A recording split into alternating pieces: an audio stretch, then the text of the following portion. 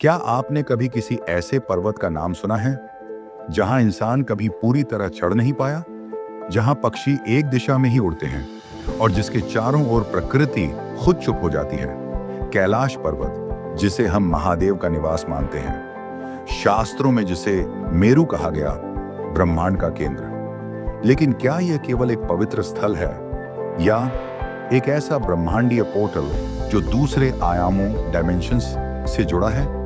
वैज्ञानिक भी कैलाश के रहस्य के आगे मौन है। यह पर्वत न केवल भौगोलिक रूप से पृथ्वी के ऑलमोस्ट सेंटर में स्थित है, बल्कि इसके चारों ओर के चार नदियां सिंधु, ब्रह्मपुत्र, सतलुज और कर्णाली चार दिशाओं में बहती हैं। यह संयोग नहीं, यह किसी उच्च कोडिंग का हिस्सा लगता है। रूसी वैज्ञानिकों ने दावा किया, कैलाश पर्वत पर ऐसा चुंबकीय घेरा है जो वहां खड़े होने वाले का मन शांत कर देता है। कुछ शोधकर्ताओं का मानना है Mount Kailash perfectly aligns with the axis of earth's rotation and energy grid. तिब्बती बौद्ध इसे कहते हैं कांग रिनपोचे, जो 1000 बुद्धों का घर है। जैन धर्म के अनुसार यही आदिनाथ को मोक्ष मिला और हिंदू शास्त्रों में यह महादेव शिव का निवास है, एकमात्र स्थान जहां भगवान स्वयं ध्यानस्थ होकर बैठे हैं।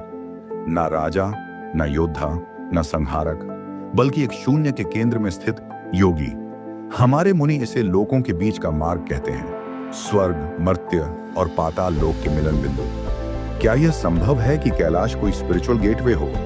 बहुत से साधु जो ध्यान में कैलाश के पास बैठते हैं कहते हैं वहां समय धीमा हो जाता है। कुछ यात्रियों ने एक दिन में बाल सफेद हो जाना जैसी घटनाएं भी बताई हैं। और सबसे अद्भुत बात, कोई भी मनुष्य कभी कैलाश शिखर तक नहीं चढ़ पाया।